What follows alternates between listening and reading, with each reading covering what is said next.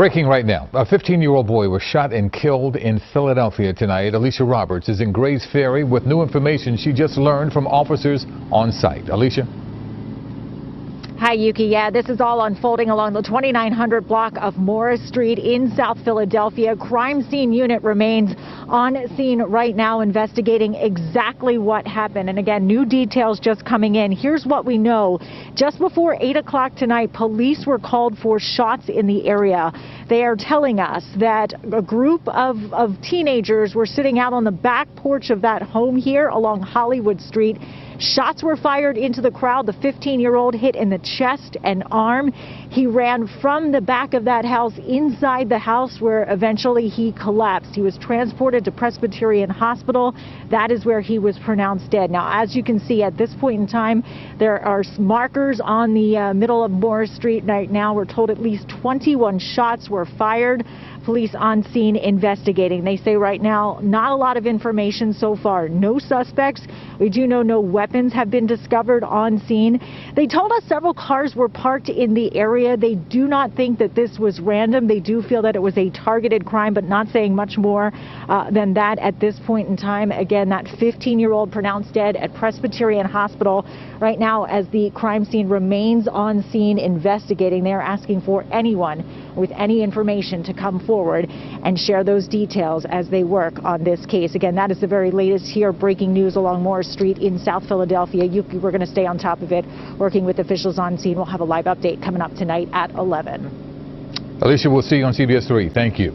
We begin tonight with breaking news. A 15-year-old boy is shot and killed on what's been a violent day across Philadelphia. I'm Yuki Washington. I'm Jessica Cartalia. The teenager was shot multiple times. It happened in the 1700 block of South Hollywood Street in Grays Ferry. And that's where Eyewitness News reporter Alicia Roberts joins us live tonight. Alicia.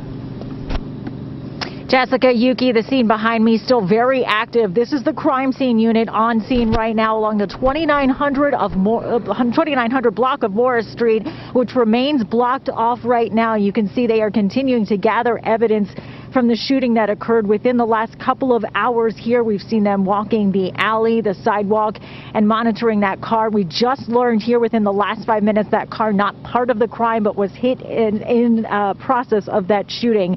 Behind me at the corner where the light remains on, that is the house where police say a group of teens was sitting outside just before 8 o'clock when a car drove up and started firing shots into the crowd. Police telling us the teens ran into that house on the corner of Hollywood Street and Morris. A 15-year-old male was shot in the chest, the knee, as well as the arm. He was able to make it inside before collapsing. He was transported to Presbyterian Hospital, where he later died. Now, the other teens not hit. Police were in the area responding to another crime. They actually heard those shots fired. They did call it in over the radio. When they arrived, again, they saw a very active scene here as it was chaotic, they were telling me, and they do believe that this was not random. This was a targeted shooting tonight. So far, police not releasing the name of the victim. They did confirm with me on scene that this is the 7th homicide reported in Philadelphia in the last 24 hours. Reporting live in Grays Ferry, Alicia Roberts, CBS 3 Eyewitness News. That is unbelievable. Alicia, thank you. It's also been a deadly 24 hours in Philadelphia. 7 people were shot and killed, including a 15-year-old in Grays Ferry. Police identified the teen as Darius Winters. He was shot just before 8 last night on the 1700 block of South Hollywood Street. Police say Winters was sitting outside with a group of teenagers. A car drove up and a gunman opened fire. Winters was struck multiple times and died at a hospital. The other teens were not hit. No arrests have been made. Well, this noon, a stabbing in West Philadelphia leaves a man in critical condition. Police responded to a row home near 57th and Delancey just after 8 this morning. They found a 37-year-old man who had been stabbed 10 times. He's currently in critical condition. So far, no arrests have been made. Deadly violence continues in Philadelphia. A man was shot and killed in North Philadelphia this afternoon. It happened at Warnock and Venango Streets around 12:30. The gunfire also struck a 40-year-old man in the arm. Police are still searching for the gunman and a motive. Philadelphia police identified the man killed in a double shooting Wednesday as 23-year-old Richard Weldon. Police say Weldon was shot in the back of the head just after 12:30 in the afternoon on North Warnock Street. A 40-year-old man was also shot in the left arm. He walked into a hospital and is expected to survive. Right now, police have not arrested anyone. This is an ongoing investigation. Katie Johnston for CBS Philly. Developing tonight, Philadelphia police respond to a burglary call in Somerton and find a dismembered body in a trash bag. As Matt Petrillo explains, 2 men are in custody, but the investigation continues. Officers tell us 2 people are now in custody, but that disturbing discovery leaves neighbors with more questions than answers. Just in disbelief right now. Neighbors here in Somerton are in shock after Philadelphia police found someone's dismembered remains inside a trash bag in the back of this U-Haul. Unbelievable. Totally unbelievable. There's no cause for it. That's just, awful. Police were initially called for a report of a burglary happening at this home here on Sanibel Street in Somerton just after 9 o'clock Thursday morning. When the officers arrived, they see a U-Haul truck pulling away from the property. So officers put their lights on to stop the U-Haul about a block away. As soon as it pulled over, driver's side door opened up. The driver came out with his hands up and said, "I didn't do it. It wasn't me. I was paid to move a body." Did the passenger admit to anything? No, there was also a passenger in there. The passenger did not say anything. Police then searched the U-Haul, finding a trash bag with the dismembered body inside. Quite frankly, it's disgusting. It's disturbing. Police haven't yet identified the victim or said how the person died, but detectives did reveal a weapon was found in the truck. Now police plan to search inside the home after they get a warrant. Meantime, neighbors say the last time they saw the man who lived here was a week ago. Police also tell us a $20,000 reward is now being offered for information leading to an arrest and conviction. At Philadelphia Police Headquarters, Matt Petrillo, CBS 3 Eyewitness News. Tonight, a 20-year-old man shot 7 times died tonight. It happened on the 3700 block of North Park Avenue in Hunting Park. The victim was rushed to Temple University Hospital. The suspect has not been caught.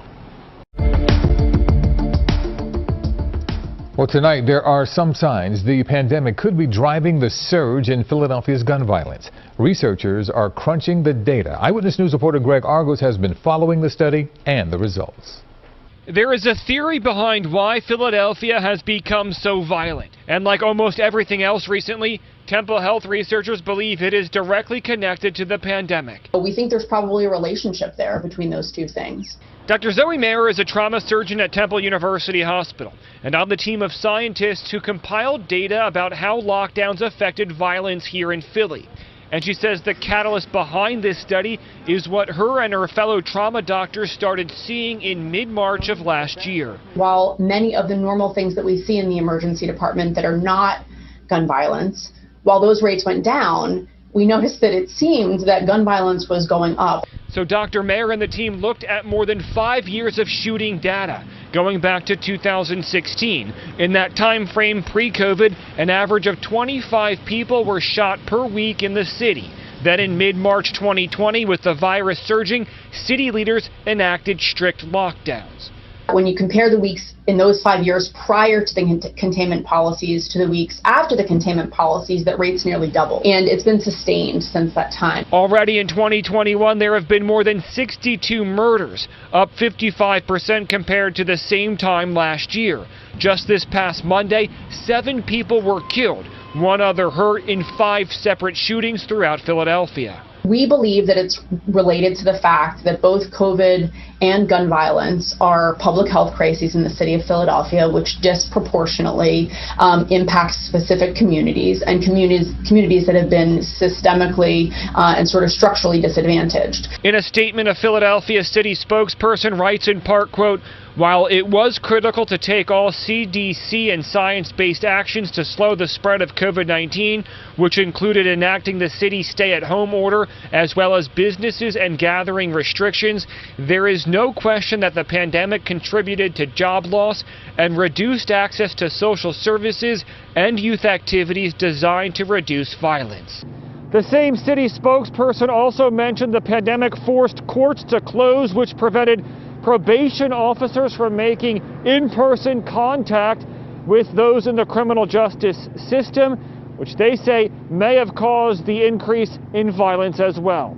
Reporting here at Philadelphia Police Headquarters, I'm Greg Argos, CBS 3 Eyewitness News. Developing this morning, more body parts are found in Philadelphia's Somerton section. Eyewitness News reporter Jan Carabeo is live at police headquarters with the very latest. Good morning, Jan. Jim, good morning. Philadelphia police sources tell us those body parts were found in a dumpster in Somerton, and they were found just hours after a discarded and dismembered body was found in a trash bag inside of a U-Haul a short distance away from that location in Somerton. So a lot to break down. Let's get to the video and we can bring you up to date this morning. Chopper 3 over Kelvin Avenue and Proctor Road, where police sources tell us they found body parts discarded in a dumpster. On the ground, we spotted Philadelphia police combing through that scene for evidence. Investigators are now working this case, and sources say it is related to the dismembered body discovered in a U-Haul yesterday, just about 3 blocks away in Somerton. That investigation started around 9 o'clock yesterday morning. Police were called to the 1000 block of Sanibel Street for a reported burglary at this home. When officers arrived, they spotted a U-Haul leaving the home. Police were able to stop that vehicle about a block away, and when they searched it, they found dismembered remains in a trash bag in the back of the truck. This is what investigators say the driver told police when that U-Haul was pulled over. As soon as it pulled over, driver's side door opened up. The driver came out with his hands up and said, "I didn't do it. It wasn't me. I was paid to move a body." I'm just in disbelief right now. Unbelievable. Totally unbelievable. Yeah, neighbors there are shocked today. Now, the driver and the passenger were both taken into custody. Their identities have not yet been released. In the meantime, we're told police also found a weapon inside of the U-Haul, and investigators plan to search the home once they get a warrant. As for the victim, police have not yet identified that person or indicated how that person died. There is now a $20,000 reward for information in this case. We're reporting live outside police headquarters, Jan Carabeo, CBS 3 Eyewitness News. Back to you. Disturbing details there, Jan. Thanks so much. New developments in the case of dismembered remains found in a U-Haul truck late last week. Police tonight have identified a man who's in trouble to some degree in connection with the disturbing and puzzling case. Here's Trang Do. A break in the case of a dismembered body found in a trash bag in the back of a U-Haul truck in Somerton Thursday. The details of the case unsettling to police and neighbors alike. Sounds like something out of a movie or something. Like, I'm still trying to process it myself. Philadelphia police confirmed that 47-year-old Trey Herring was arrested and arraigned Saturday. He faces several charges, including burglary and abuse of corpse. Officers saw the U-Haul leave this home on the 1000 block of Sanibel Street after a neighbor called 911 to report a possible burglary. Herring was the passenger in the U-Haul when officers pulled it over just after 9 a.m. Thursday. Driver's side door opened up. The driver came out with his hands up and said, "I didn't do it. It wasn't me. I was paid to move a body." Investigators questioned and released the driver. Though police are still not identifying the victim, property records and neighbors identified Peter Gerald as the longtime homeowner and say he ran a massage therapy business out of the home. We're working under the idea that that individual lived in that house by himself. So we're assuming that that is the individual. Sources confirm that officers discovered additional body parts Thursday in a dumpster just a few blocks away from the home at Kelvin Ave and Proctor Road. Friday, officers executing a search warrant and ACCT Philly removed more than 30 parrots and other animals from Gerald's property. Neighbors say they hadn't seen him in about a week and feared that someone took advantage of his kind nature. He helped out a lot of people, so, you know, it was somebody that he probably helped out at one point that came back and did this to him. At this point, it is not clear if or how Herring and the victim knew each other. Herring's preliminary hearing is scheduled for March 1st. He is being held without bail. From Philadelphia Police Headquarters, I'm Trang Do, CBS 3 Eyewitness News. 2 men are shot while driving in Philadelphia's University City section. Those victims telling police they were in the area of 38th and Market Streets around midnight when somebody there opened fire.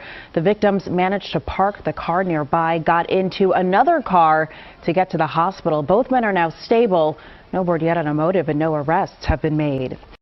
Well, if the pandemic hasn't challenged restaurants enough, an iconic Center City bar says a thief made off with its outdoor heaters. The owners hope the surveillance video leads to the return of this vital and expensive piece of equipment. Natasha Brown reports. On a bitter cold night, McGillen's is setting up for outdoor dining, but owners are doing so with fewer heat lamps, thanks to a thief who swept in overnight and stole lamps and propane tanks. It was very planned. I mean, he knew exactly what he was doing. This surveillance video shows the stealth thief driving his truck up to the alleyway in front of the restaurant on Drury Street and tossing the heat lamps onto the back. They were all woven together with bike locks, and he came up and snipped. So now we've got something twice as strong to try to keep the next guy away. McGillen's paid about $300 each for these heat lamps, and at one point they had as many as 20 out here before this brazen thief came and stole 4 of them last night. But they're really hard to get. I mean, they're not everywhere. Every restaurant in the world is scrambling for heat lamps. It's Valentine's Day weekend, so it's very important that we have that kind of coverage out there, especially how cold it is. Outdoor dining has become a lifeline for restaurants in the city as the pandemic rages on. Most restaurants will be able to go to 50% capacity on Friday with the proper ventilation requirements. Still, for an industry already struggling to survive, it's a tough blow, especially to the oldest pub in Philadelphia. We'll get through it. We always say, we survived Prohibition, we'll survive COVID, but it does make the job extra hard. McGillen's not feeling the love on this Valentine's Day weekend. It's a crummy thing to do on Valentine's Day, Your cold heart better be warmed by those heat lamps, but we want them back. Natasha Brown, CBS 3 Eyewitness News. Philadelphia police charge a man with burglary and abuse of a corpse in connection with the case of dismembered remains found in a U-Haul truck. Teray Herring is being held without bail. Homicide detectives are continuing to investigate the death in Somerton. They found the dismembered remains inside a Sanibel Street home on Thursday. Neighbors identified the homeowner as Peter Gerald. He was known to run a massage therapy business from that home. We've learned detectives found additional remains in a dumpster about a half-mile from that scene. Breaking right now at 10, Philadelphia police have arrested 2 young women wanted in the violent carjacking of a 78-year-old woman last month. Police arrested 18-year-old Brianna Cruz Gordon and 17-year-old Tanaya Watson this afternoon without incident. Police say on January 27th, the pair and a third woman pepper-sprayed a victim, punched her, and then stole her car. The search continues for the third person involved. New this morning, investigators are trying to solve a deadly shooting in South Philadelphia. Police rushed to the 2300 block of Moore Street around 11:30 last night. That's where they found a 30-year-old man shot in the head. He was pronounced dead at that scene so far. No arrests. And the teen is in stable condition tonight after a shooting here in Carroll Park. It happened around 5:30 in the 5500 block of Master Street. Philadelphia police say the 16-year-old boy was shot once in the leg and rushed to Children's Hospital. So far, there have been no arrests. 2 people this afternoon shot in Germantown, and tonight they're in the hospital. Police say it happened in the 5300 block of Belfield Avenue around 5:30 today. A 20-year-old man was shot once in the stomach and is in critical condition. The 23-year-old man was shot in the arm and is expected to survive. There are no arrests. New tonight, a woman is in critical condition after she was shot in the chest in Kensington. Philadelphia police say it happened at Hope and West Huntington Streets just before 9 this evening. Police are investigating the cause and say no arrests have been made. News overnight, a triple shooting outside of a laundromat leaves 1 man dead and 2 others injured in West Philadelphia. This happened around 11 o'clock last night on the 6200 block of Lansdowne Avenue.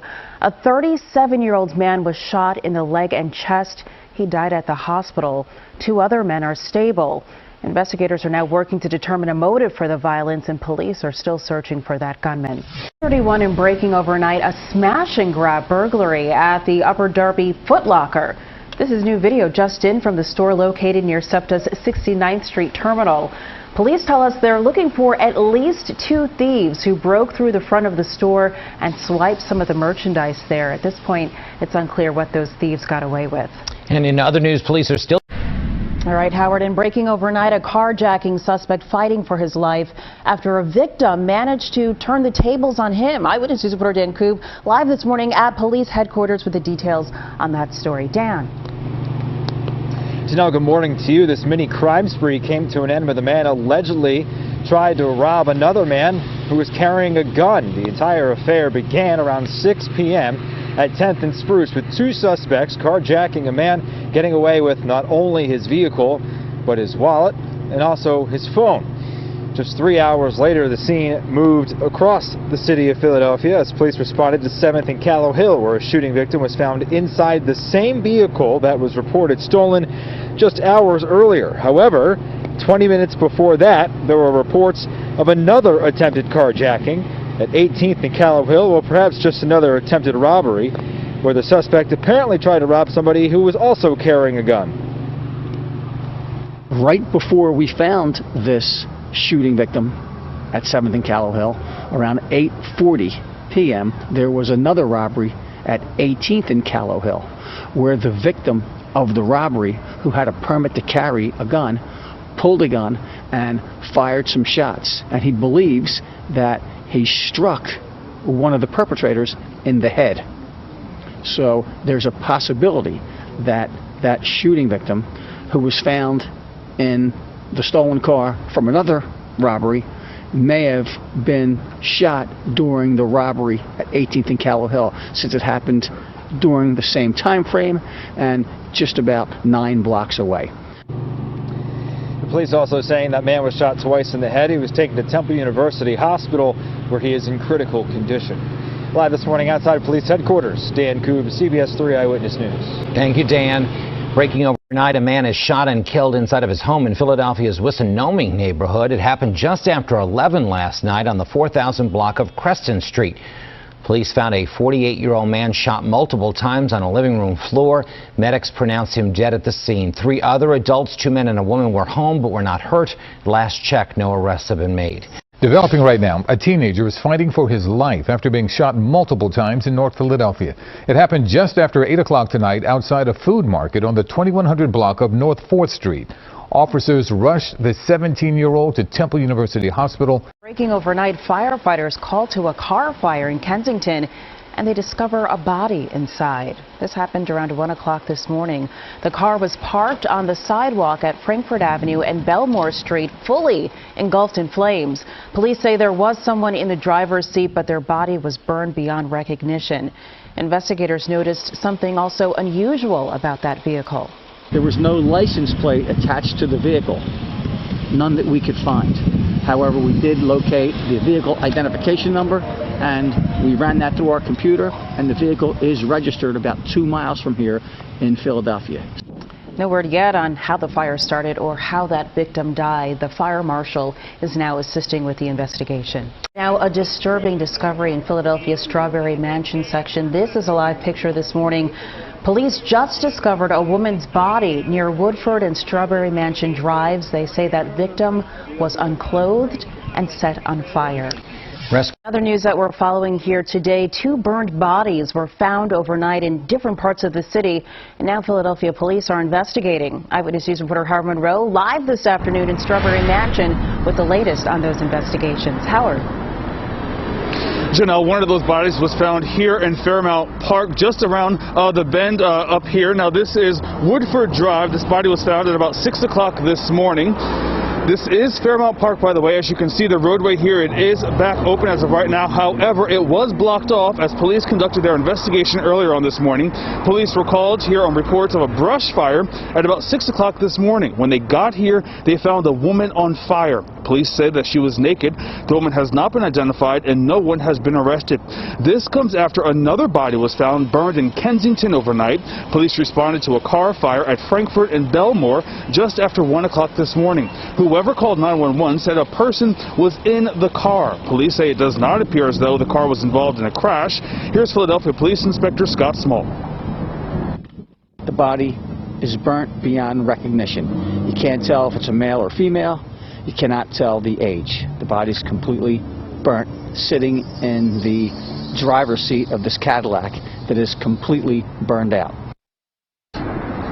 Now, fire marshal. They are conducting the investigation here. I did ask Philadelphia police if they believe that these two incidents are connected. They say as of right now, it does not appear as so. However, they are just in the beginning of their investigation. Live in Fairmount Park, Howard Monroe, CBS 3 Eyewitness News. A West Philadelphia doctor is now facing charges in the drug overdose death of one of his patients. According to the Pennsylvania Attorney General Josh Shapiro, Dr. Walter Wren's patient filled prescriptions for morphine, oxycodone, alprazolam, and temazepam in March 2019, then died the following day as a result of an accidental overdose.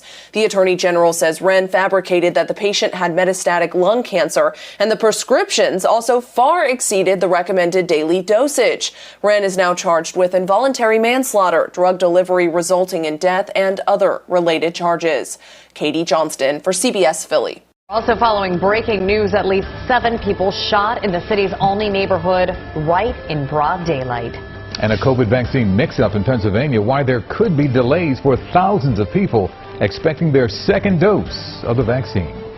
This is Eyewitness News at 5, and we're streaming live on CBSN Philly. Good evening, everyone. I'm Yuki Washington. And I'm Jessica Cartelli. We have a lot of news to get to today, but first at 5, breaking news. 7 people have been shot in the city's Olney neighborhood, and 1 suspect is now in custody. Chopper 3 is live over the scene right now as police comb that area for clues. This is the scene from earlier. Police are still piecing together what happened, but here's what we know. The shooting happened around 3 this afternoon. The 7 victims range in age from 17 to 70 years old. 6 of them are in stable condition. 1 victim is in critical condition. Police are asking anyone with information to please come forward. People on the scene describe what they heard. What'd you hear? I heard pop, pop, pop, pop, pop, pop, pop. I never heard that in my life. Anything that was passed on or relayed to you, please share that with us. This is happening far too often. Police have not determined a motive for the shooting. We will have more details as they become available, and you can get your updates on cbsphilly.com as well. And we continue to follow breaking news in the city's Olney section. 7 people were shot in broad daylight. 1 is in critical condition right now. 1 suspect is in custody. It happened at the corner of Broad and Olney, and as you can imagine, this is a very active investigation. Let's go right to Eyewitness News reporter Kimberly Davis for the very latest information. Hi, Kimberly. Jess, good evening. A very active investigation and terrifying scene for any eyewitnesses who were involved when that gunfire broke out. Just take a look at all of the evidence markers that are scattered outside of Broad Street and Olney Avenue. Just before 3 this afternoon, gunfire erupted outside of this usually very busy Olney Transportation Center. There were 7 victims who were hit by gunfire. Females, teens, and men were all injured. 6 victims are listed in stable condition, thankfully, but that 7th victim is in critical condition. He is the oldest victim. The 71-year-old was shot in the stomach and multiple times in his legs. An eyewitness who managed to escape this dangerous situation unscathed described what he heard. Take a listen. What'd you hear? I heard pop, pop, pop, pop, pop, pop, pop. I never heard that in my life. Several have sustained gunshot wounds, non-life-threatening injuries, but ranges the 17-year-old, for example, a graze wound to her arm. The 70-year-old suffered from a shot to the thigh. We do have 1 person that is unidentified. We're still trying to get additional information because they are actually in the most serious condition and critical condition. Now, 2 guns were recovered from the scene here, and police tell us they do have 1 person in custody. We will continue to follow this story and keep you updated with the very latest as soon as new information becomes available. We're live in the Olney section of Philadelphia. I'm Kimberly Davis, CBS 3 Eyewitness News.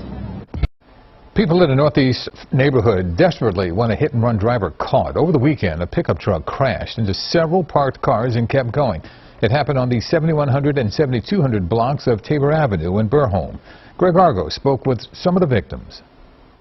Around 3 in the morning this past Sunday, we were asleep. A massive crash. My dad came running down saying, "They hit your car, they hit your cars." And not just Heather Franchetti's car, but at least 4 others as well. Ran outside and saw all the damage. It happened off the 7200 block of Tabor Avenue in Philadelphia. The driver of this white Dodge pickup with a dark-colored racing stripe down the middle slamming into this black SUV. Then this snow pile, the driver backs up right into Heather's car, even dragging it a few feet during the escape. This is all after hitting 2 other vehicles just seconds earlier, a block north. My car just got out of the shop from a hit and run. Oh, really? Yeah, in a Wawa parking lot. It's only been here a couple of days, and then this man drags my car into another car. Neighbors have their theories as to why this guy hit some 5 cars on 2 separate blocks here off of Tabor Avenue in the northeast. One is he was under the influence of something, but you might also remember Saturday night into Sunday morning we had that ice event, and these roads, I'm told, were as slick as ice rinks. Came outside and I looked at it, and then my car was damaged too. Kamar Barkat lives next door to Heather. That's his black SUV getting sideswiped. Like Heather, he's out his insurance deductible to have his car repaired. We're going through so many issues with the pandemic, and then you have to pay these expenses. Like Heather, he's also glad no one was injured. So that's really what matters at the end of the day. None of us were in our cars, and no one was walking and got hit in the middle of this. This is materialistic. We can get that anytime, but family is one of the things that if you lose them, then it's so hard to replace them. In Philadelphia, Greg Argos, CBS 3 Eyewitness News. Tonight, Mayor Kenny is expressing outrage after what he calls a mass shooting near a SEPTA station. One of the victims is fighting for his life. The shooting happened before 3 this afternoon near the Olney Transportation Center. That's on Broad Street and Olney Avenue. Eyewitness News reporter Kimberly Davis has been following all of today's events, and she joins us from police headquarters tonight. Kimberly? Yuki, tonight we are learning that there is an 8th shooting victim, the oldest victim, 71 years old. He's currently fighting to stay alive as police plead with the public to come forward with information. I never heard that in my life. A regular busy day outside of the Olney Transportation Center quickly took a turn for the worst. People running for their lives as gunfire erupted at Broad Street and Olney Avenue just before 3 Wednesday afternoon. It was like, oh my God, like why is people going bananas out here like that? Why is they acting like this? Like there should be no reason why the community is like this. According to Philadelphia police, 8 people were shot, ranging from 17 years old to 71 years old. The 71-year-old man is listed in critical condition after being shot in the stomach and multiple times in both legs. We were able to get someone in custody as quickly as we did because we had officers in the area working on another assignment. So it's not for our lack of presence out here, but I think it's very telling that folks that are willing to engage in these shootings are becoming more and more emboldened, regardless of not if they see us out here. It's not known that person's role. They do know a car was involved. 2 guns were recovered from the scene. At least 18 shell casings were found, and police are working to find whoever is responsible for this brazen shooting. Please call us with any information that you may have, if you have any video footage, anything. Mayor Jim Kenny released a statement on the Olney shooting. In it, he says, I refuse to accept this emergency situation as normal. We must rise together with one clear and united moral voice against the evil act of violence. People have the right to travel between work and home and around town without the fear of being shot and possibly killed by reckless, indiscriminate gunfire. Mayor Kenny goes on to say that the city deserves more frequent updates on how it is addressing its gun violence problem, and that he is committed to increasing transparency and accountability. That's the very latest live outside of police headquarters. I'm Kimberly Davis, CBS 3 Eyewitness News. Well, a 71-year-old man is fighting for his life, and 7 others are injured after a mass shooting near a SEPTA station. This happened yesterday afternoon just before 3 at Broad and Olney near SEPTA's Olney Transportation Center. Surveillance video shows people running for their lives as the gunfire erupted. Police were nearby. They took 1 person into custody and recovered 2 guns from the scene. It was a shocking moment for this eyewitness. I heard pop, pop, pop, pop, pop, pop, pop. I never heard that in my life. Folks that are willing to engage in these shootings are becoming more and more emboldened, regardless of not if they see us out here. Well, the youngest shooting victim was 17 years old. Police are asking the public for any information. Philadelphia police continue to look for the gunman responsible for Wednesday's mass shooting near a SEPTA transit station. The shooting at Broad and Olney sent 8 people to the hospital. Surveillance video shows people running for cover. Councilwoman Sherelle Parker, who represents the 9th District, says there's a known open-air drug market at that transportation hub. She says her office has been working with stakeholders for years to improve the Broad-Olney corridor. All of this was long underway prior to this mass shooting. So the plan that we have, this is no knee-jerk reaction, defense, to what occurred. This has been very long, strategic, and methodical planning.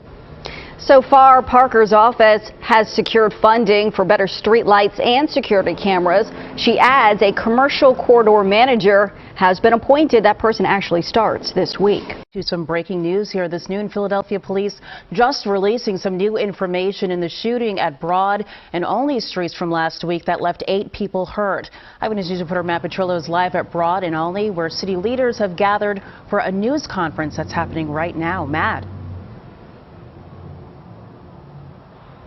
Right now, city leaders are pleading for the gun violence to stop. Behind me, Philadelphia Mayor Jim Kenney is joined by the police commissioner and other officials here at Broad and Olney. They're also providing an update on last week's shooting that happened near the transportation center here. So here's what we just learned. Police are looking for 3 people they believe to be involved in the shooting after officers scoured through security video. Officers say they've been seen in an older model blue Ford Explorer. Officers tell us that if anyone recognizes them, they're urged to call detectives.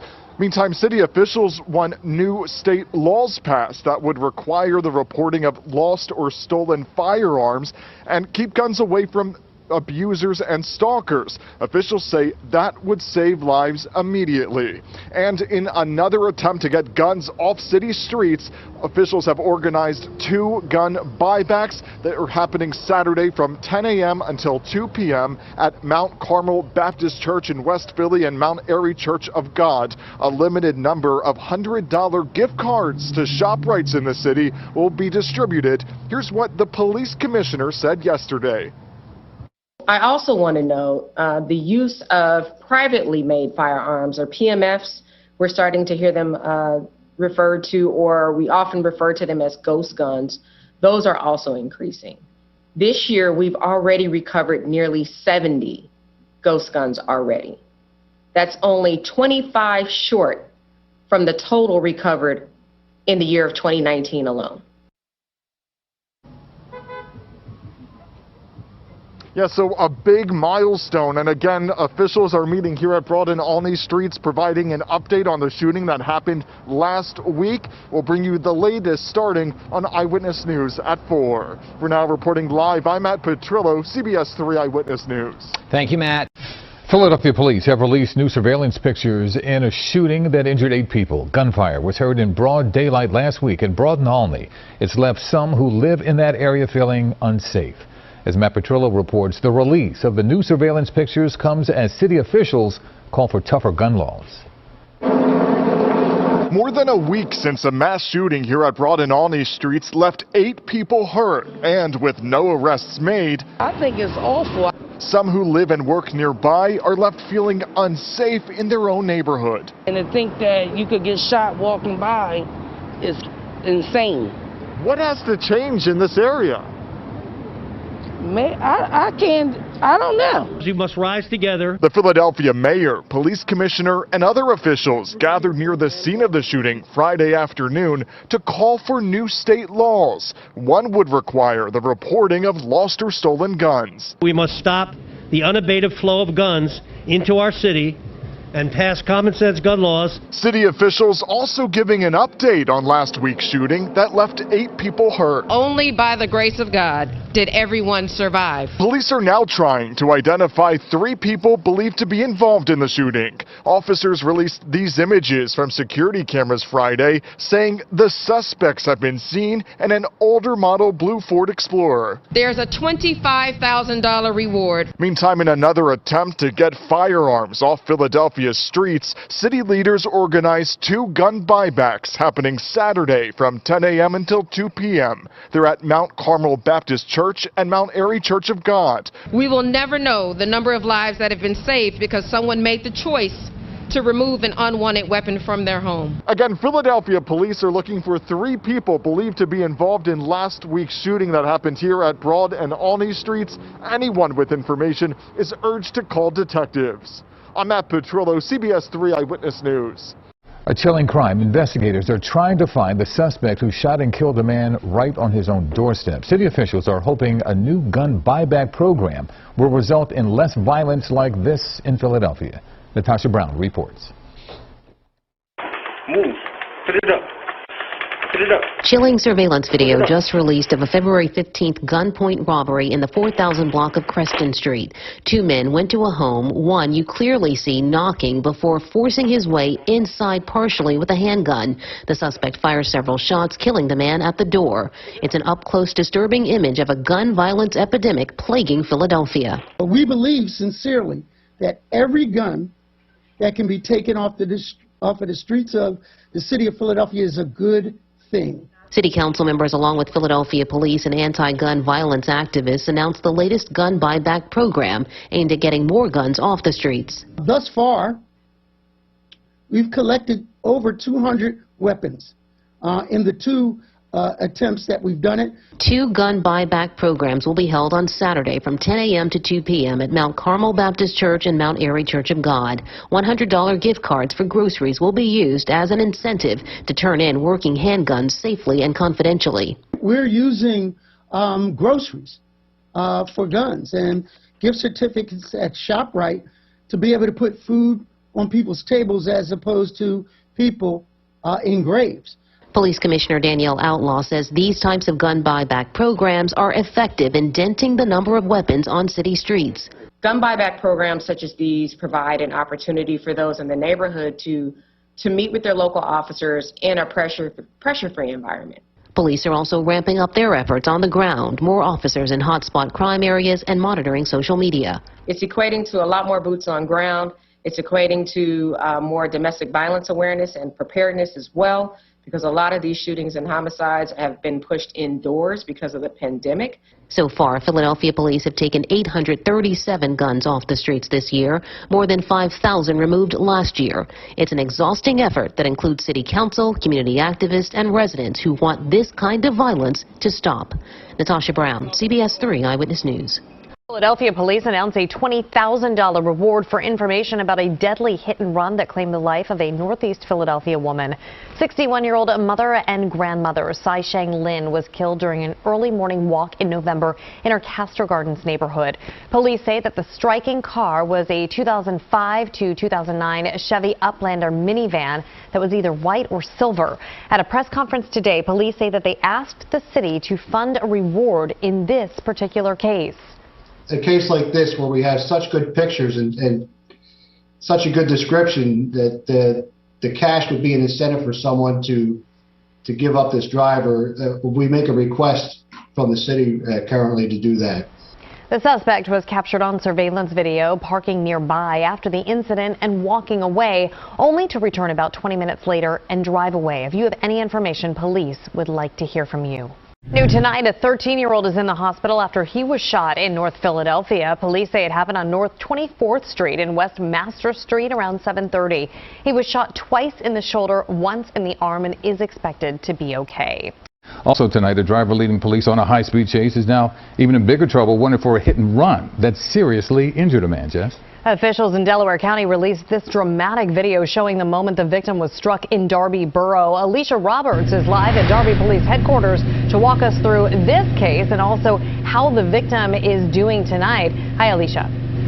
Hi, Jessica. Well, that victim is lucky to be alive after being in the wrong place at the wrong time. And we do want to warn you, this video may be disturbing to some viewers.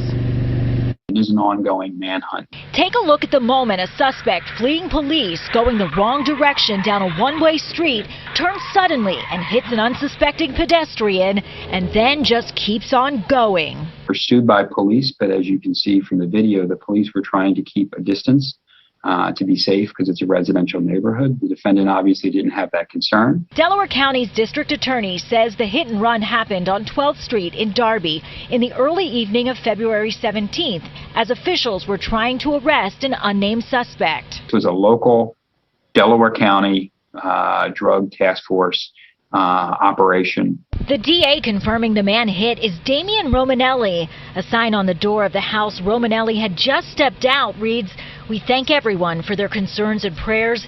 Damian is doing well and is recovering. God bless." Hopes and thoughts are with the individual who was struck by the defendant's car. So far, officials are not giving details about the extent of his injuries. No one else was hurt. And the DA did tell me he does not believe that suspect vehicle, the black sedan, was stolen. Because this is an ongoing investigation, he's not releasing any more details about the suspect, but did say they are partnering with U.S. Marshals in their search. Anyone with information is asked to call police. Reporting live in Darby Borough, Alicia Roberts, CBS 3 Eyewitness News. Alicia, thank you. We begin tonight with breaking news. Chopper 3 is giving us live pictures as Philadelphia police chase a man in South Philadelphia who they say carjacked a family earlier this evening as the father got out of his vehicle to deliver a pizza. This is going through the streets of South Philadelphia, the very narrow streets, the very slippery streets, of course, because of the weather. You're looking at the vehicle being pursued right now, going down this very narrow street. Not sure how fast they are going. I believe they're on 20th Street, and I'm learning from the control room now they're going northbound on 20th Street. The police are not far behind. This is an active pursuit going on in the streets of Philadelphia right now. You can see Chopper 3 lights over this vehicle, helping the police stay on top. We're not sure how far and when this will end, but it is going on live right now. Fortunately, this time of night and because of the weather conditions, not many people are on the street at all, which is very good because you never know how these chases will end up. There's one car right there that the car that they are chasing just missed. It had to swerve to the right. But as you can see, this is an active, very active police chase going through the streets of Philadelphia. One person there on the road seeing this action coming up from behind him. There's a police car. We finally see the flashing lights. They are about 2 or 3 car lengths behind the vehicle that they are chasing. But once again, you can see the glaze on the streets. Black ice. Anything could happen, especially at these speeds going through South Philadelphia tonight. And you get at 10, I wanted to say we broke in right at the top of 10 because it was around 8:40. You mentioned that they had been carjacked. A man was delivering a pizza. His wife and children were in the car at the time.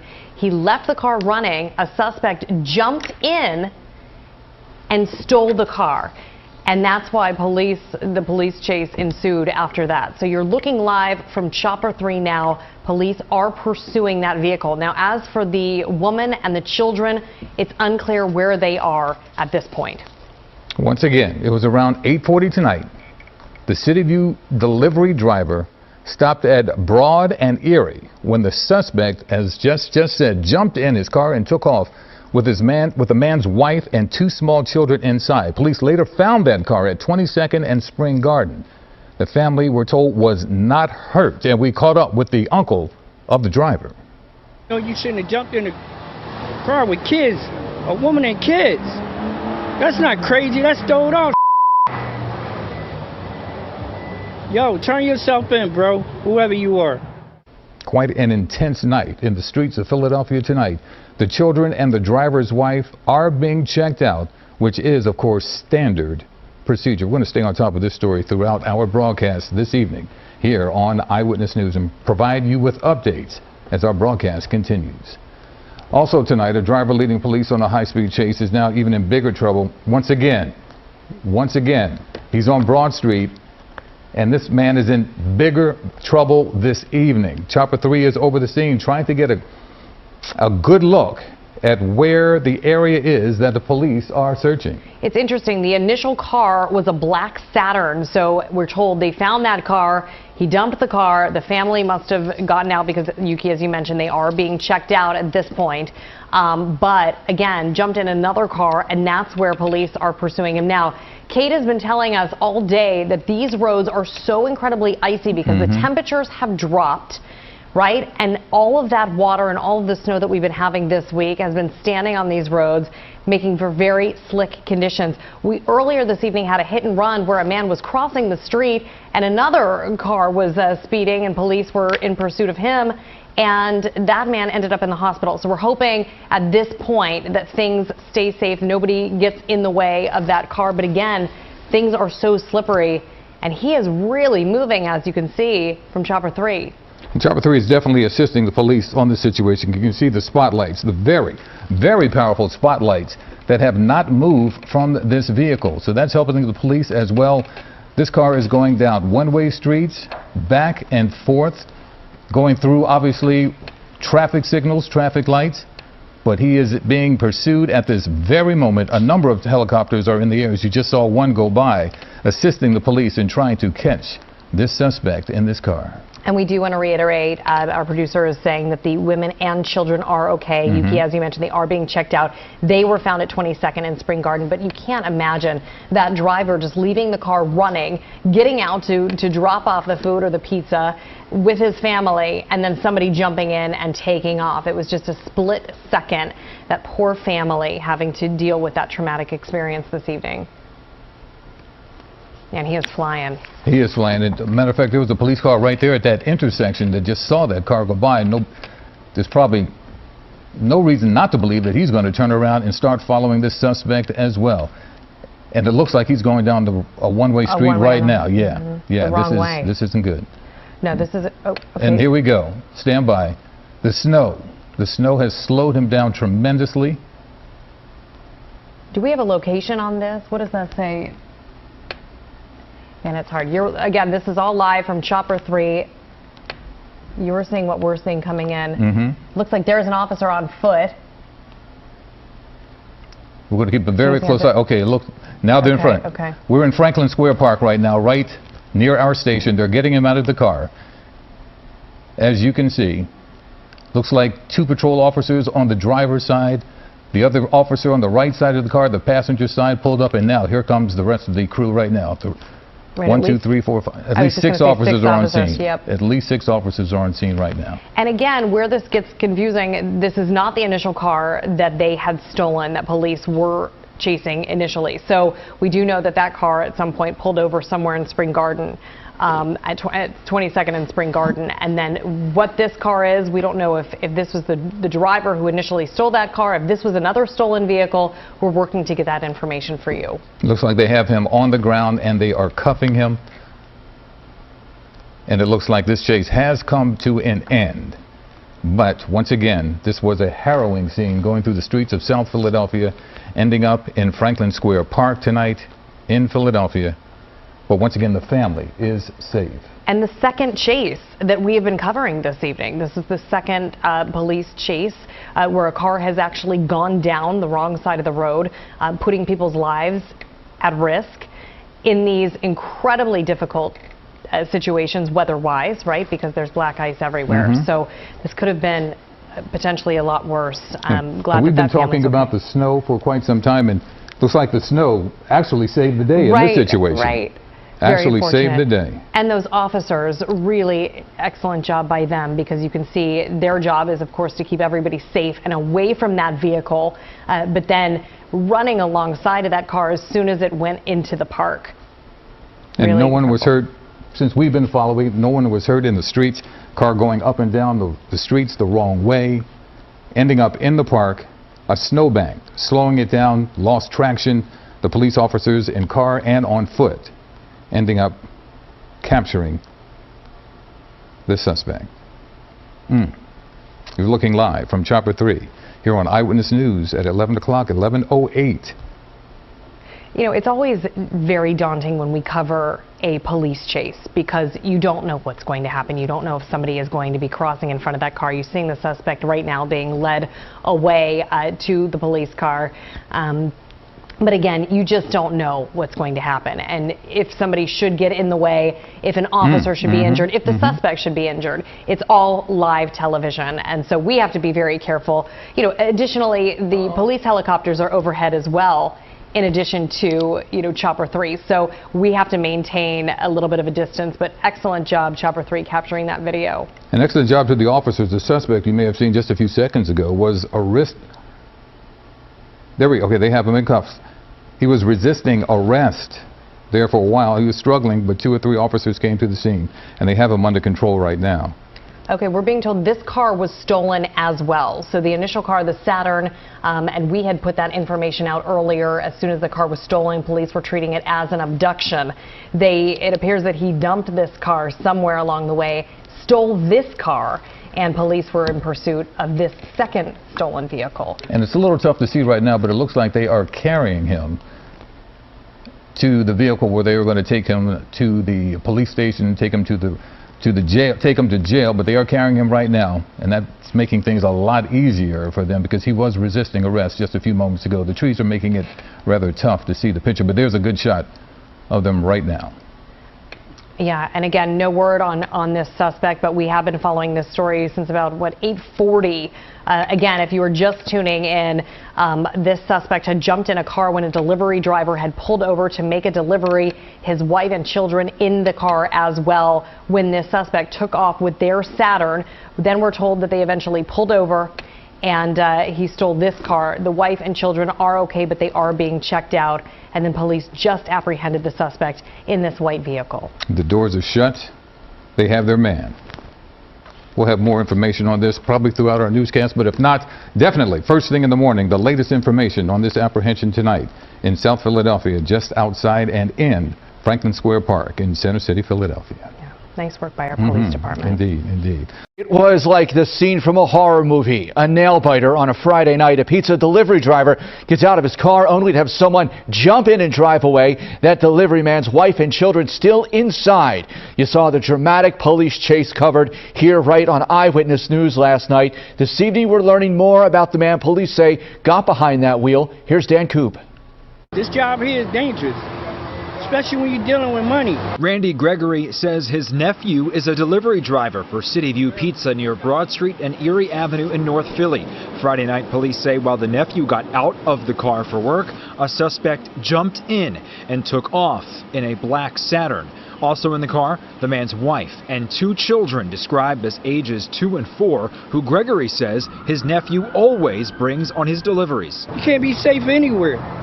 Nowhere. If you jump in a car with wife and kids in the car, something wrong with you. 21st and Spring Garden. This is the intersection police say the carjacker stopped, let the delivery driver's family go, and then he stole a second car, leading police on a chase through South Philly and Center City. This is the dramatic footage from Chopper 3 HD showing the carjacker, now in a silver Toyota Scion, driving into the snow-covered grass of Franklin Square Park. Multiple Philadelphia police officers surround the car and take the suspect, described as 6 feet tall with short hair and a medium build, into custody. Police have now ID'd the man as 33-year-old Marcel Jenkins. Gregory is happy his family is safe, and the man is now in handcuffs. It's dangerous out here, it really is. And it's sad. It's sad that you can't, it's not safe anymore. Dan Coop, CBS 3 Eyewitness News. And within the hour, the Philadelphia District Attorney's Office announcing they're holding Jenkins on $750,000 bail. Police did not recover a firearm from Jenkins following the arrest. Breaking right now at 11, police remaining on the scene of a deadly shooting inside a bowling alley in Montgomery County. We're told 1 person has died and at least 3 others have been rushed to the hospital suffering from gunshot wounds.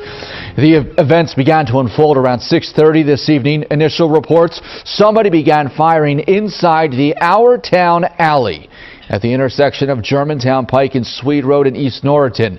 The police response was heavy as the call for all units went out. The bowling alley is the former Facenda Whitaker Lanes, and it is where Eyewitness News reporter Alicia Reed is with the latest on the victims and the investigation. Alicia.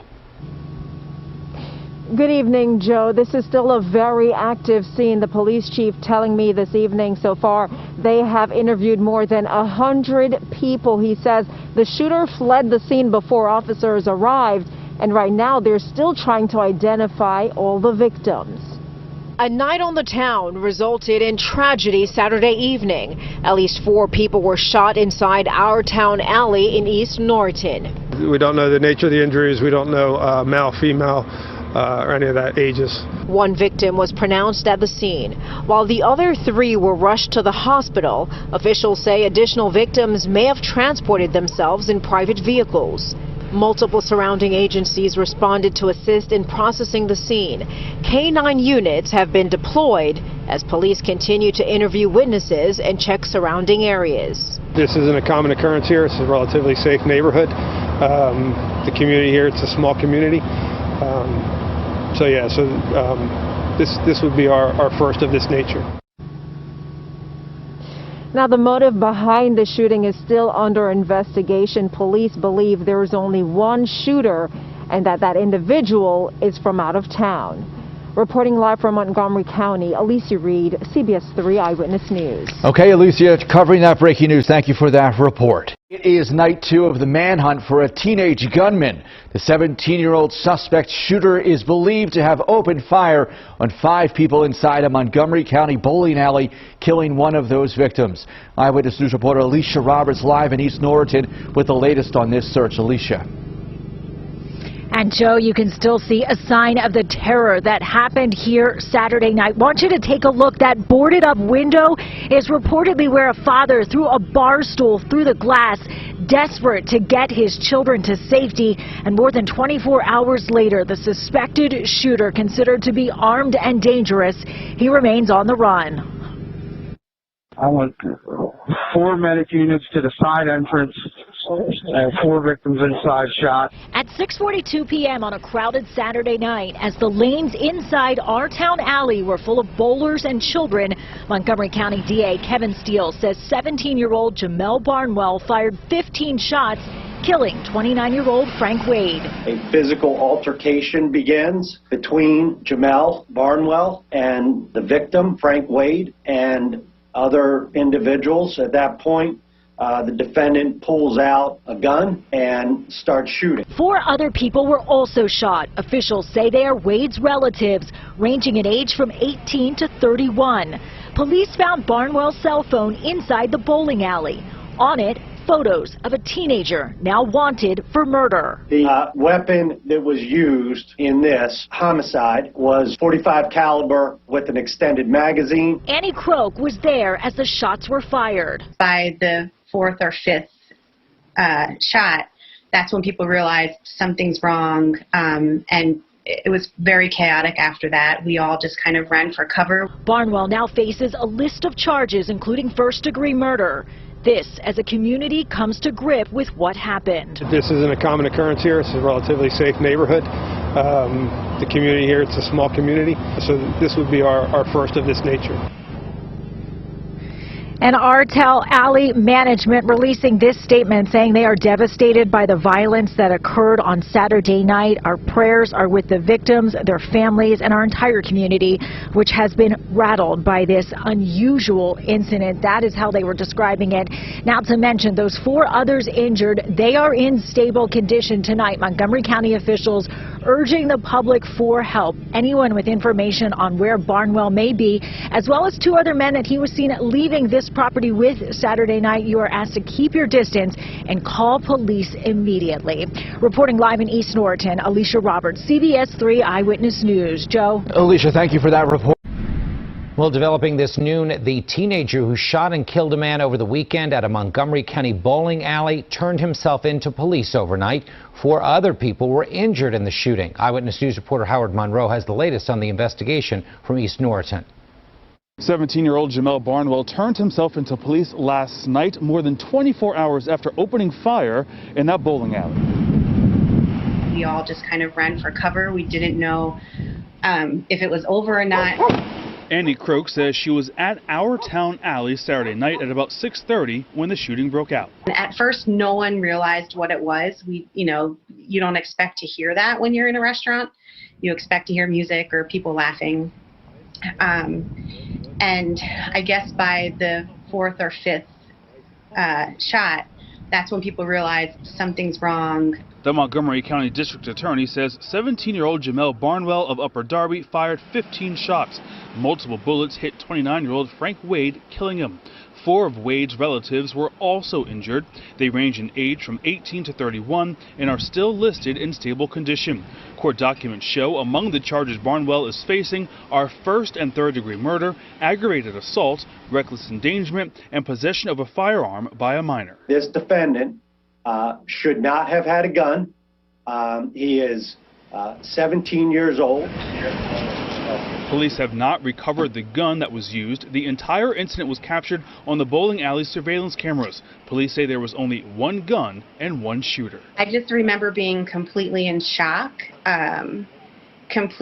wondering why this was happening. I've never been in a situation like this before. I hope to never be in a situation like that again. Police say Barnwell was with 2 other people when he went into that bowling alley. Those people have not yet been arrested. Police are calling them people of interest. In East Norriton, Howard Monroe, CBS 3 Eyewitness News. New tonight, we are hearing from the aunt of the man who was gunned down in a Montgomery County bowling alley over the weekend. This as the suspect accused in the shooting turned himself in to police. Eyewitness News reporter Alicia Roberts joins us from East Norriton with the details. Alicia? Yuki, tonight was the first night league bowlers gathered inside the R-Town alley since the shooting happened. This as the victim's family still searches for answers, as the victim was set to celebrate his 30th birthday in less than a month. All sounded normal up and down the lanes of the R-Town alley Monday night. We've been in the league for probably about a decade now. As the regulars bowled, signs of the terror that happened here 48 hours prior were still visible. A window boarded up, reportedly where a father broke the glass to get his children to safety, and fresh carpet near the employee office. It could happen anywhere. Just before 7 Saturday night, police say 17-year-old Jamel Barnwell of Upper Darby shot 5 people inside this local gathering spot. 29-year-old Frank Wade was killed in the gunfire. I never thought that I would be doing this for someone so close.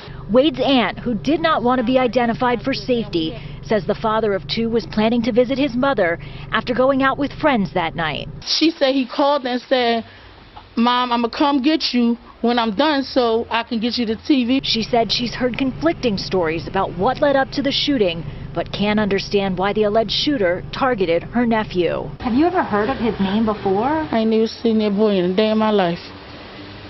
Never.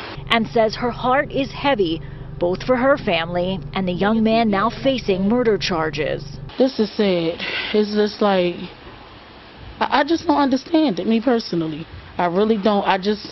These children with these guns, and he's so young. Barnwell turned himself in Sunday night. A judge denied him bail Monday morning. And 2 people seen with Barnwell on the night of the shooting remain on the run. Anyone with information is asked to call police. Reporting live in East Norriton, Alicia Roberts, CBS 3 Eyewitness News. Alicia, thank you. Breaking overnight now, a woman turns the tables on an intruder and shoots him in Philadelphia's Kensington neighborhood. Now, the shooting happened just before 3 o'clock this morning on the 3100 block of Arbor Street.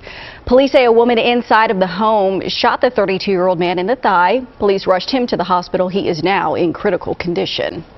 A deadly dispute in South Jersey. We're learning about the case 48 hours later after county prosecutors say a Pemberton Township man on Friday shot and killed his cousin during an argument. Antoine Warthen is charged with first-degree murder. The shooting happened at his home on Garden Avenue. Prosecutors say Warthen took his cousin, Horace Warthen, to the hospital where he died and then left when police arrived. Officers tracked him down to a nearby neighborhood where he was arrested. Word breaking right now, a man is in the hospital after he was shot in the parking garage of Dave & Buster's. Eyewitness News here in the 300 block of Columbus Boulevard. Police say the 35-year-old man was shot once in the hip just before 10 tonight. He was rushed to the hospital and is expected to be okay. So far, Philadelphia police telling us there are no arrests.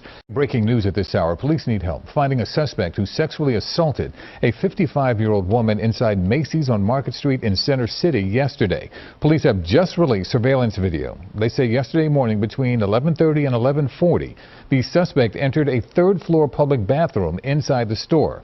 There, he waited about 20 minutes until the victim walked in. He was armed with a skewer, threatened her, and sexually assaulted her. Surveillance cameras captured the suspect inside the store as well as a SEPTA station. It's pretty brazen for a offender to go inside the bathroom for 20 minutes and wait there without thinking somebody else is going to come in and find them. The woman's husband was in the store, we understand, but was not on the same floor.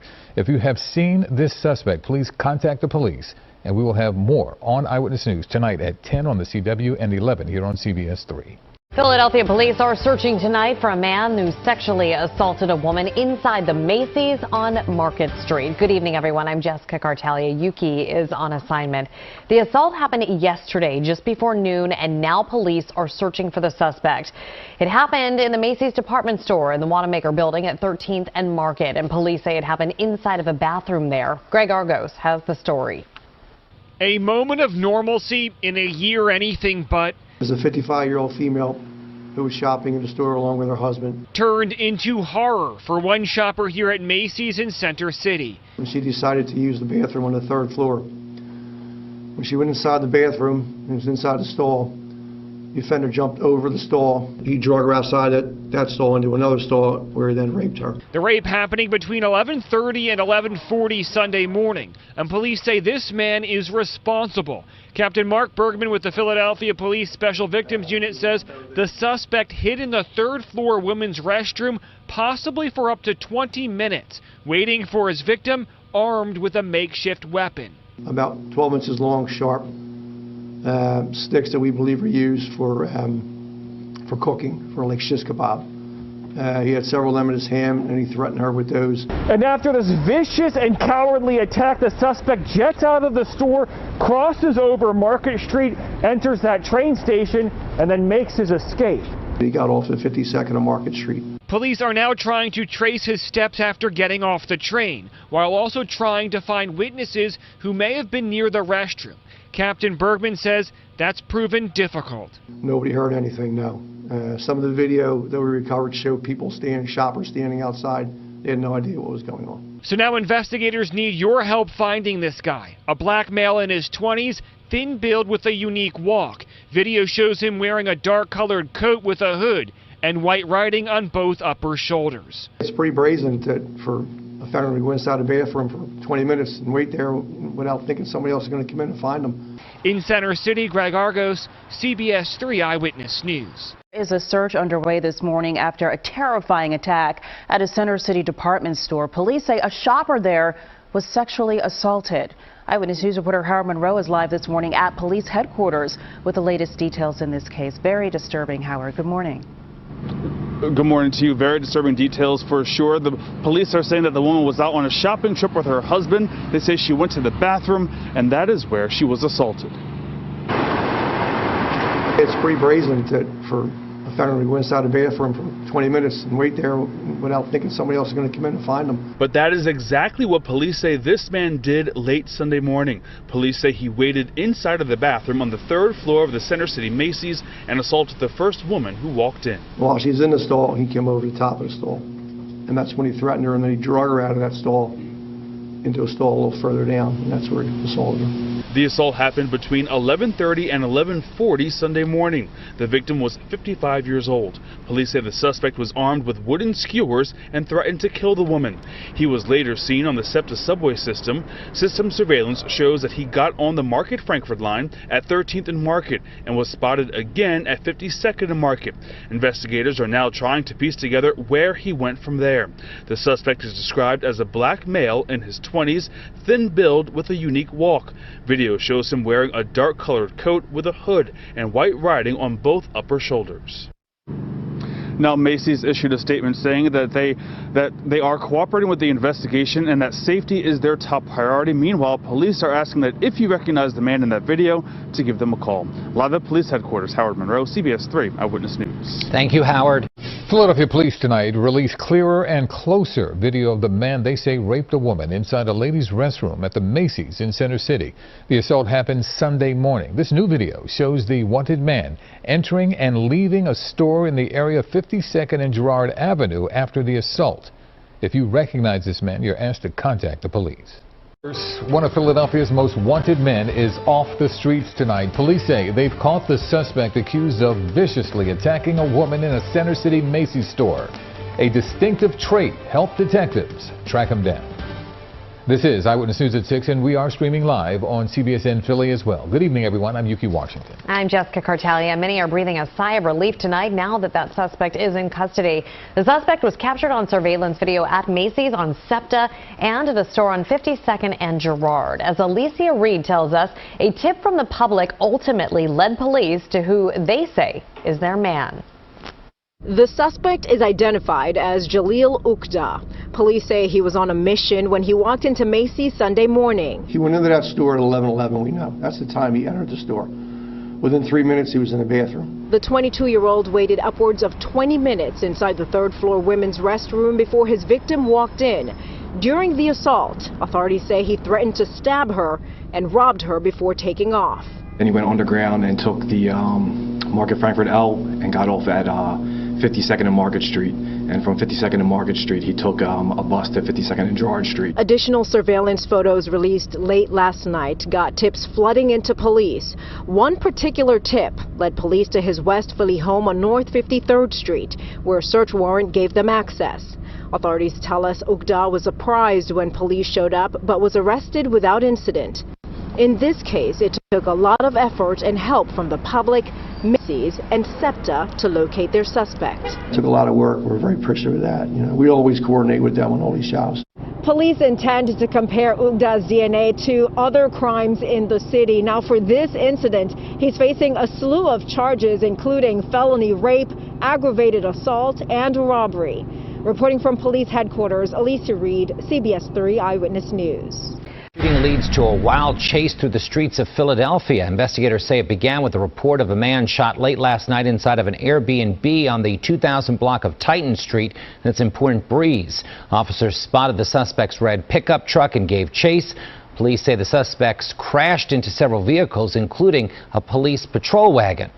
Were fled on foot after that second accident, and all four were apprehended by 1st District Police. So those officers did a really good job. It's really hard to chase people on foot, especially teenagers and young men in their early 20s with the slippery and icy conditions like they are. In addition to the arrest, police say they recovered a handgun. The shooting victim is in stable condition. 15-year-old boy is fighting for his life after he was gunned down in Philadelphia's Carroll Park neighborhood. The shooting happened just after 11:30 last night on the 1300 block of North 57th Street. Police say the victim was walking with two friends when two men opened fire, striking the 15-year-old victim. He's in critical condition. His friends were not hurt. Police are now searching for the gunman and a motive for the shooting. 4 suspects are in custody this afternoon following that shooting at an Airbnb rental property in Point Breeze. Our Howard Monroe has more on the victim who was shot in the head and the attempt by the suspects to evade police.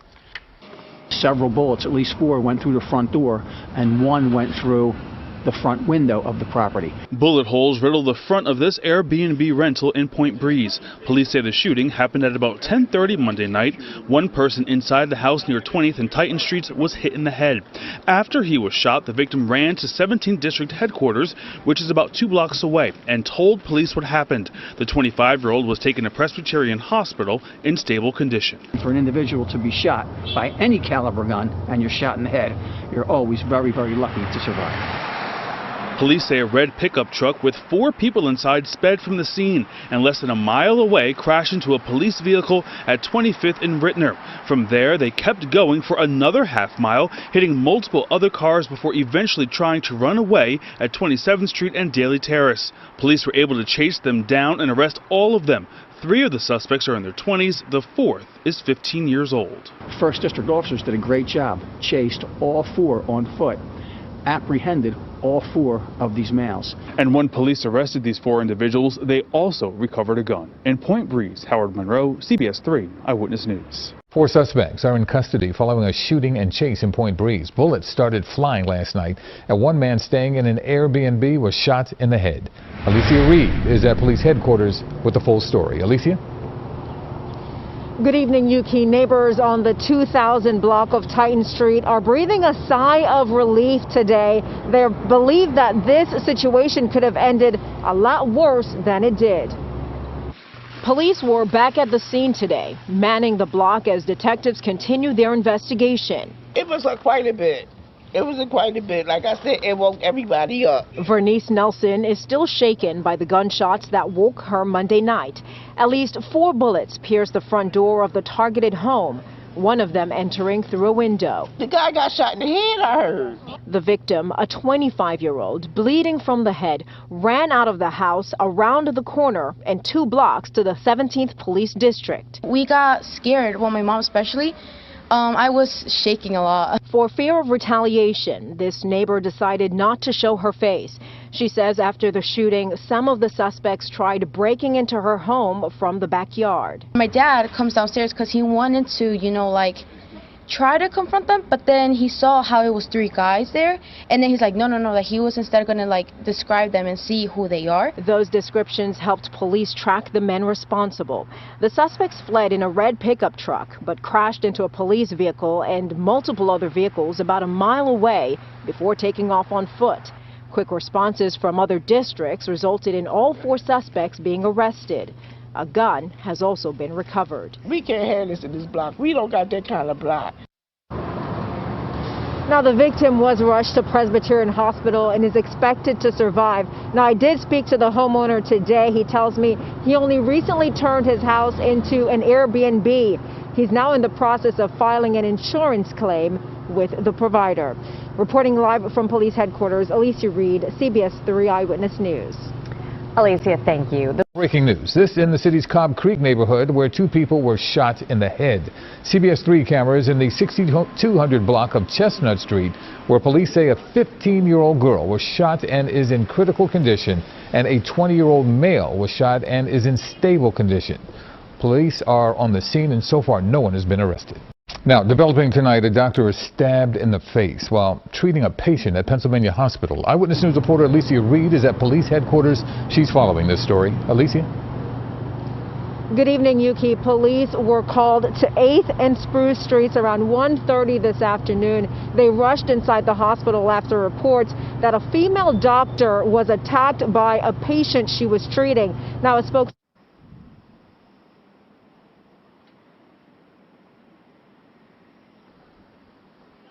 face and the head by the patient she was treating. That patient was taken into custody and arrested by police. The doctor says swift action by staff ensured she received immediate care. She is reported to be in stable condition at this time. Now, nurses who reached out to Eyewitness News say they were unaware the attack even happened in the 515-bed hospital until they saw our headlines this afternoon, which probably means police had the situation under control in a short amount of time. Now, of course, we will stay on top of this and bring you the latest in our evening newscast. Reporting live from police headquarters, Alicia Reed, CBS 3 Eyewitness News. Alicia, thank you. And we're following breaking news. A pregnant teenager was injured in a double shooting tonight. It happened around 7 o'clock in West Philadelphia on the 5300 block of Haverford Avenue. Police say a 17-year-old and 20-year-old man were in the car together when someone fired at least 20 shots into the vehicle. The 17-year-old was shot in the leg. The 20-year-old was hit in the back. He is in critical condition. No arrests have been made. A doctor is recovering tonight after police say a patient stabbed her in the face at Pistolvania Hospital. Alicia Roberts has more on the doctor's condition and why some doctors are sounding the alarm about a growing trend in healthcare violence. Alicia? Yeah, well, Yuki, fortunately, that doctor is recovering. She is expected to be okay, but today's attack comes at a time when healthcare workers are under tremendous pressure as the COVID pandemic rages on. It just keeps on getting worse. Chairman of the Department of Emergency Medicine at Jefferson and past president of the Philadelphia County Medical Society, Dr. Theodore Christopher, says news that a physician at Pistolvania Hospital on Spruce Street was stabbed by a patient is shocking, but not surprising. I would venture to say 80% of most of us have either been assaulted or been the victim of some sort of violence by patients. The incident happened on Tuesday afternoon. It's still unclear what led up to the assault.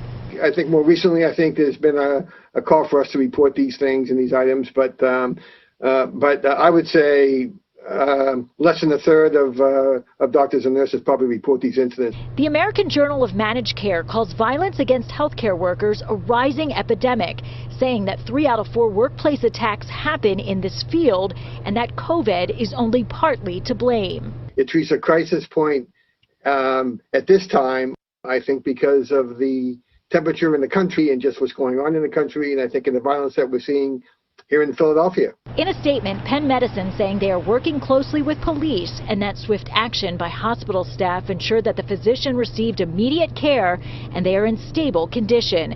There was no danger at any time to other patients or staff in the hospital. And we did reach out to hospital officials to learn exactly what type of security was in place at the time of the attack. We are still waiting to learn those details. Reporting live in Society Hill, Alicia Roberts, CBS 3 Eyewitness News. Alicia, thank you. Are also investigating after a doctor was stabbed in the face by a patient at Pistolvania Hospital. Other doctors say they are concerned about a growing trend in healthcare violence. Eyewitness News reporter Jen Carabeo is live this morning outside of the hospital in Society Hill with the latest details there. Good morning, Jan. Janelle, good morning. What a terrifying scenario here. Fortunately, this physician is recovering this morning, now in stable condition, after we're told she was stabbed in her face and her head by a patient here at Pistolvania Hospital. Philadelphia police are now investigating. Now, we're told this all happened right around 1:30 yesterday afternoon. This physician was in the middle of treating a patient when that person stabbed her multiple times. A hospital spokesperson says staff moved in quickly to help the injured doctor. They gave her immediate treatment, and she is now in stable condition.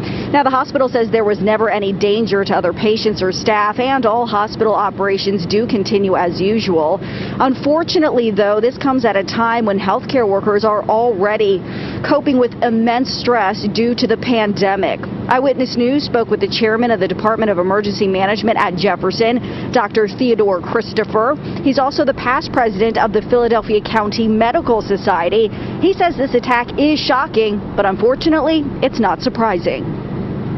I would venture to say 80% of most of us have either been assaulted or been the victim of some sort of violence by patients. I think more recently, there's been a call for us to report these things and these items, but I would say less than a third of doctors and nurses probably report these incidents. It reaches a crisis point at this time, I think, because of the temperature in the country and just what's going on in the country, and I think in the violence that we're seeing here in Philadelphia. Now, the hospital is working with Philadelphia police as part of this investigation. That patient is under arrest. A weapon has been recovered, but at this point, the motive for this attack remains unclear. We're live in Society Hill this morning. Jan Carabeo, CBS 3 Eyewitness News. Back into you. Thank you, Jan. In other news, breaking overnight, a shooting in North Philadelphia has critically wounded 2 men. It happened around 3 this morning at 18th Street and West Susquehanna Avenue. A 20-year-old man was shot in the chest and back. A 25-year-old man was shot in both legs. Police are now looking for the gunman. A double shooting. Police hope some new surveillance pictures will also help them find a driver wanted for a deadly hit-and-run crash in North Philadelphia. Take a look at these pictures of the car that hit Alvin Martinez back in October. He was crossing the 4200 block of Whitaker Avenue early in the morning when he was killed, and police do not have a good description yet of the car or the driver. Police are saying a man who tried to rob a bank at gunpoint is behind bars tonight. Officials are not yet naming the suspect, but say he robbed a Citizens Bank on the 3700 block of Germantown Avenue in Tioga. Police arrested him and recovered a gun they say he fired inside the bank. No one was hurt. News exclusive. Prosecutors say the allegations are every parent's worst nightmare. A Darby School security guard is facing charges of sexually assaulting a student. And tonight, they're only talking with Joe Holden. Prosecutors warned there's a troubling increase in sex crimes against children. Delaware County detectives have charged 3 men in just the last week over allegations they had inappropriate relationships with children. Everybody in law enforcement is worried about this, that when the pandemic is over, we're going to find a number of these cases where the children have been abused but haven't been able to come forward. District Attorney Jack Stolzheimer identified the need for a specialized task force launched in September. The result, a particularly disturbing case, that of a school security guard named Latoure Hill. Stolzheimer argues Hill violated his responsibility to keep children safe inside Darby's Walnut Street Elementary School. The allegations against Mr. Hill in this case are as every parent's worst nightmare. It's alleged Hill groomed a student for years, as early as when she was a 3rd grader. The alleged illegal relationship resulted in sexual intercourse, according to detectives, with Hill using the school and his own home to assault the teenager. Those details are contained in this affidavit of probable cause. We see these in these child predator cases where they are trying to find a place to take the child where they won't be seen because the defendant knows what they're doing is obviously illegal. A spokeswoman for the William Penn School District said they were unaware of the case. An attorney for Hill said he couldn't comment. Online court documents show Latoure Hill was able to make bail 10% of his $75,000 cash bond. He is due back in court in March. This is Joe Holden, CBS 3 Eyewitness News. A security guard at a Delaware County school has been suspended after he was charged with sexually abusing a young girl. We first told you about the accusations against Latoure Hill yesterday. He's a guard at Walnut Street Elementary School in Darby. Now, prosecutors say he started grooming the girl when she was in 3rd grade, and the relationship became sexual when she turned 14. Hill has worked for the district since 2006. New tonight, the filing of charges earlier this week against a school security guard in the William Penn School District has set off disruption in that Delaware County district for students and teachers. It was Tuesday when CBS 3 first reported sexual assault charges had been filed against Walnut Street Elementary School security guard Latoure Hill. The school, in a letter today, informed the community classes will be all virtual next week because the district determined it could not confirm that all employees have their state-mandated clearances. The district says it will begin examining all personnel files. Hill did have his clearances, according to the district. Prosecutors say Hill groomed a female student starting when she was 8. The DA's office says some of the sexual relationship happened years later inside the school. An attorney for Hill declined to comment earlier this week. The school has apologized for the inconvenience. A former school bus driver has pleaded guilty to sexually assaulting 2 teenage boys. One of those victims was a foster child in his care. Police say 40-year-old John Michael Evans of Tullytown, Bucks County abused the boys separately between January 2017 and June 2020. One of his victims says the abuse started when he was 16, soon after he was placed in Evans's care. Police say Evans also arranged sexual encounters between the teenager and other men. The other victim, now 17, says he was abused by Evans on numerous occasions. We are back with dramatic cell phone video of an attempted bank robbery. It happened yesterday afternoon at the Citizens Bank in the 3700 block of Germantown Avenue in the Tioga section of the city. Philadelphia police caught the suspected robber in the vestibule of the bank. Money fell on the ground as officers took him into custody. Police recovered a weapon. We're not sure of his identity just yet. Police have not released it. Nobody was hurt. New tonight, a man is in the hospital after he was shot 4 times in the Fair Hill section of the city. Eyewitness News at North Reese Street and West Allegheny Avenue. Police say the 44-year-old man was shot around 7:40 this evening. He was rushed to Temple, where he has been stabilized. There are so far no arrests. Breaking overnight now, gunfire and a stabbing in Philadelphia's Overbrook neighborhood. Police say a woman was stabbed in the head on the 5500 block of Jefferson Street around 2 o'clock this morning. We're told that woman is now in critical condition. Investigators also found shell casings near that crime scene, but they do not believe anyone was shot. So far, no arrests. New this morning now, an investigation is underway into a shooting at a convenience store in Northeast Philadelphia. This shooting happened just before midnight at this Exxon gas station on the corner of Harbison Road and Torresdale Avenue. A 20-year-old man is now in stable condition after being shot in the hip. A killer is at large this evening after a deadly shooting in West Philadelphia.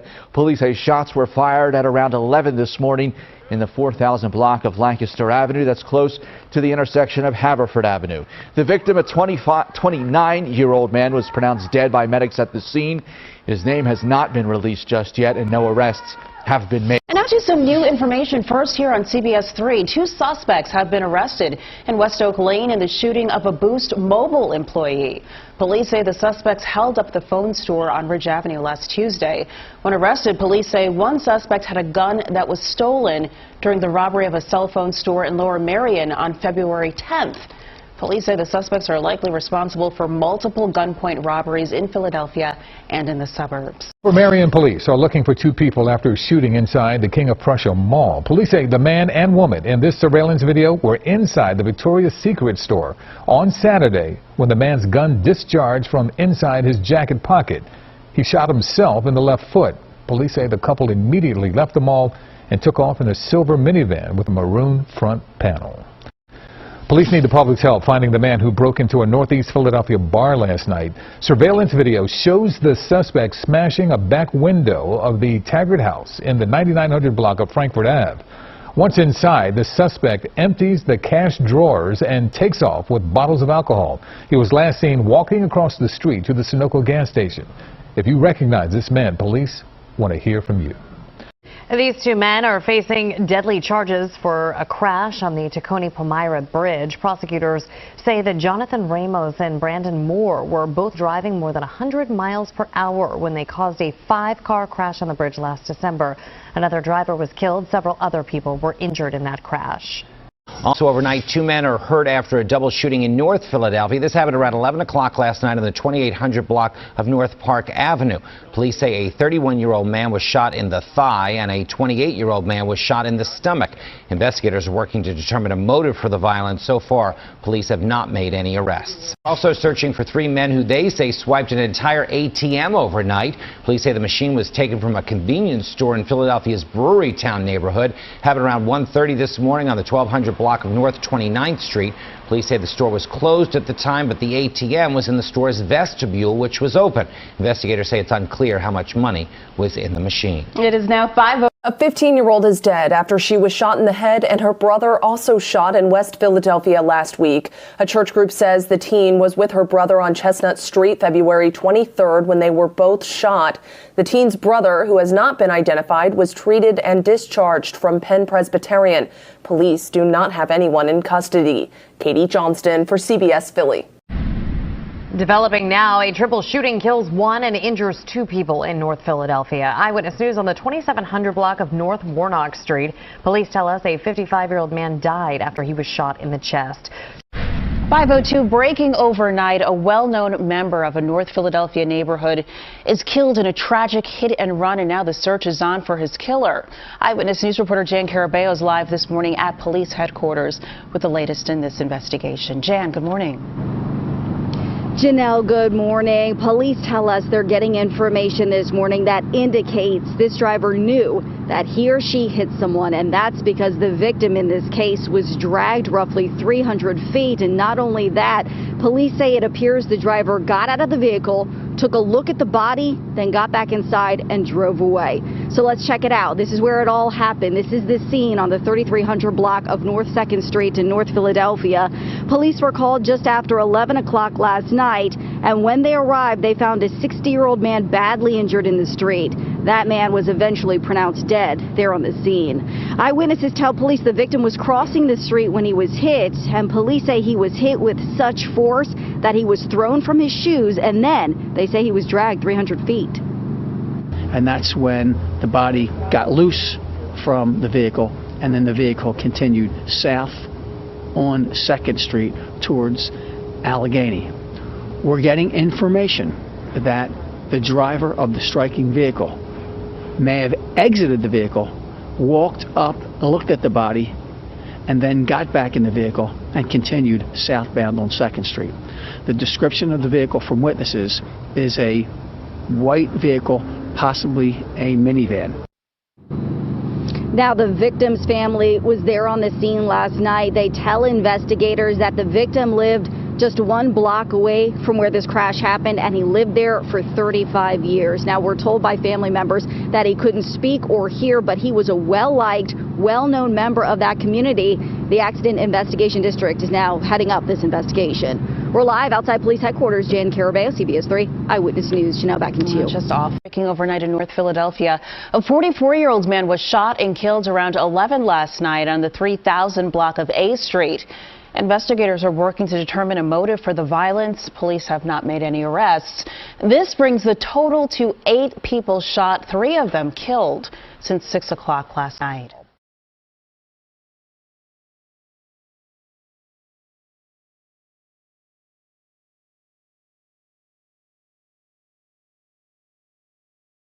I am king.